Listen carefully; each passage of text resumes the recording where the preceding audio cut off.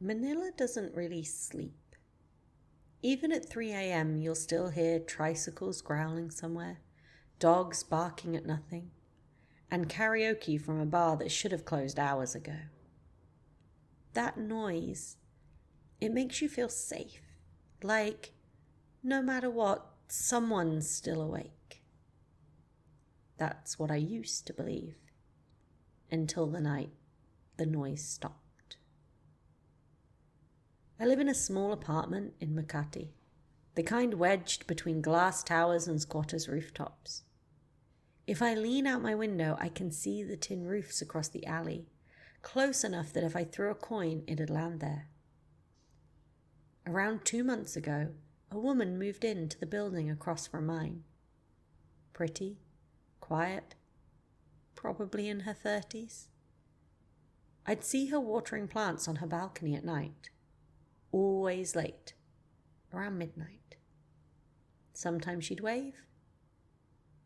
Sometimes she'd just stare. At first, I didn't think much of her strange hours. Manila's full of call center workers, right? Graveyard shifts, insomnia, jet-lag schedules, normal. But one night, I noticed something off. She was on the balcony again, but she wasn't standing.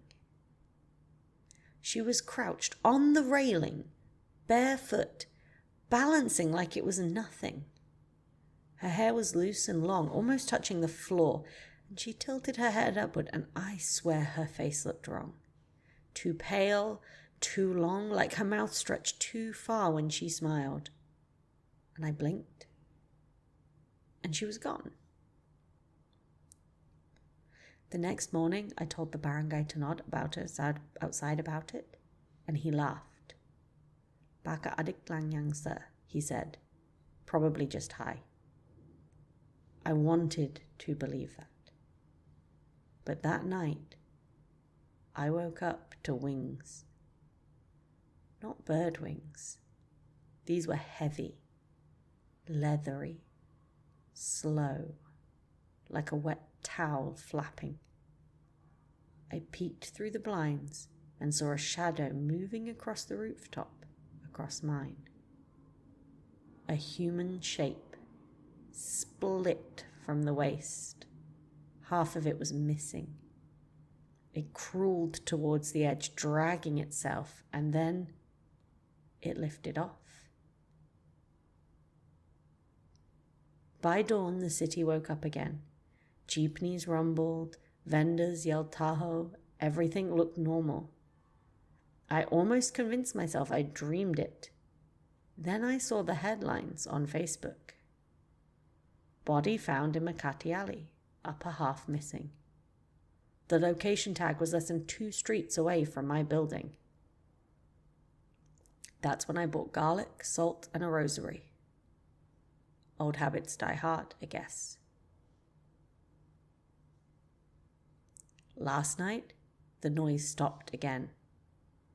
No cars, no tricycles, even the stray dogs went quiet.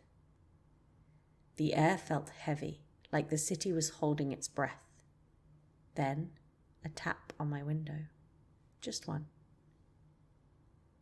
I turned off the lights and crept closer. Outside, on the opposite rooftop, she was there. The woman. Only now her body was split in half. Her upper torso hovered, wings stretched wide like wet tarps, and her intestines dangled below her like ropes. She was sniffing the air. I realized my kitchen window was open, the smell of the pork adobo I'd reheated earlier still hanging in the air. But she wasn't looking at the food. She was looking at me. I dropped to the floor, heart hammering, and waited until dawn. When I finally looked again, she was gone. But this morning, there were muddy footprints on my balcony and a streak of blood leading to the window.